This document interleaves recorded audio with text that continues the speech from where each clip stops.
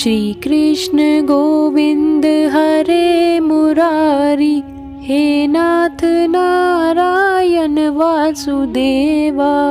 जय श्री कृष्णा। आप सभी का आपके अपने YouTube चैनल पर हार्दिक स्वागत है। आज आप सुनेंगे कार्तिक मास के चौथे दिन चौथे अध्याय की कथा। अगर आपको हमारी वीडियो अच्छी लगती है तो वीडियो को लाइक शेयर करें और कमेंट में श्री हरि विष्णु भगवान की जय जरूर लिखें। कल की कथा में आपने सुना कि रानी सत्यभामा ने जब श्री कृष्ण से पूछा कि उन्हें सभी मासों में कार्तिक मास और सभी तिथियों में एकादशी तिथि ही क्यों प्रिय है, तब भगवान श्री कृष्ण ने कहा, यही प्रश्न एक बार राजा पृथु ने देवर्षि नारद से पूछा था। तब देवर्षि नारद ने बताया कि एक बार सागर पुत्र शंकासुर बहुत अत्याचारी हो गया था। उसने स्वर्ग से इंद्र आदि सभी देवताओं को निकाल दिया और ब्रह्मलोक में जाकर वेद मंत्र और बीज मंत्रों को चुराने लगा ताकि सभी देवता बलहीन हो जाए। पर उसके डर के कारण वेद और बीज मंत्र उसके चंगुल से निकलकर जल में समा गए और वह उन्हें ढूंढता हुआ जल के अंदर चला गया। उधर ब्रह्मा जी सभी देवताओं को साथ लेकर बैकुंठ गए और जगत के पालनहार भगवान विष्णु को षोडशोपचार पूजा कर जगाने लगे। तब भगवान विष्णु निद्रा से जागे और देवताओं की पूजा अर्चना से प्रसन्न हुए। देवताओं को वचन दिया कि वे मत्स्य यानी मछली का रूप धारण कर जल के अंदर जाकर शंकासुर का वध करेंगे। अब आगे की कथा शुरू करते हैं।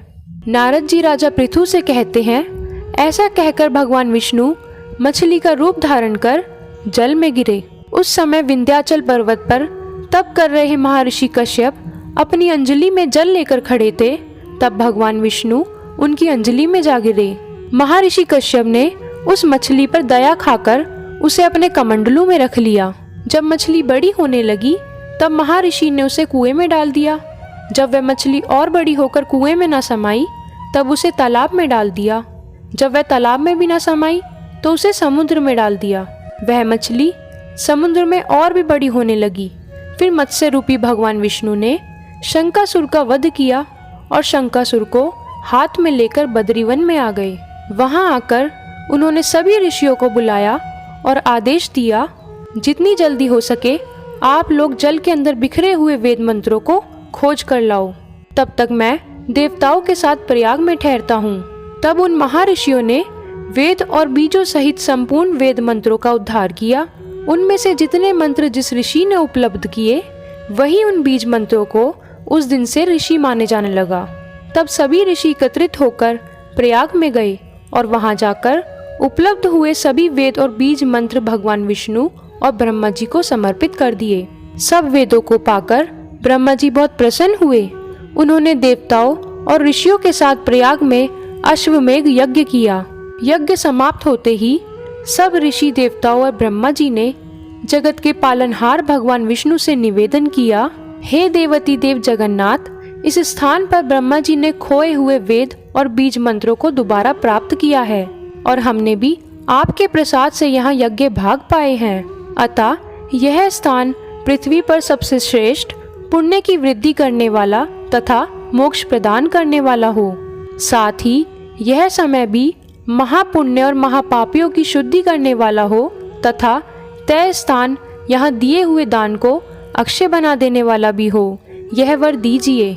देवताओं की प्रार्थना सुनकर भगवान विष्णु बोले, देवताओं, आपने जो कुछ कहा है वह मुझे स्वीकार है। आपकी इच्छा पूर्ण हो। आज से ये स्थान ब्रह्म क्षेत्र के नाम से प्रसिद्ध होगा।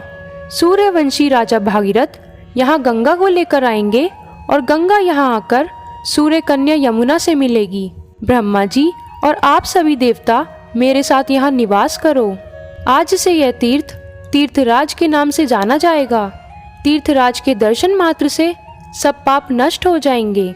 जब सूर्य मकर राशि में स्थित होंगे उस समय यहाँ स्नान करने वाले मनुष्यों के सब पापों का यह तीर्थ नाश करेगा। यह काल भी मनुष्यों के लिए सदा महान पुण्य फल देने वाला होगा। माघ में सूर्य के मकर राशि में स्थित होने पर यहाँ स्नान करने से सालोक्य आदि फल प्राप्त होंगे। देवती देव भगवान विष्णु देवताओं से ऐसा कहकर ब्रह्मा जी के साथ वही अंतर ध्यान हो गए। तत्पश्चात इंद्र आदि देवता भी अपने अंश से प्रयाग में रहते हुए वहां से अंतर्ध्यान हो गए। इसके आगे क्या हुआ ये हम कल के अध्याय में जानेंगे।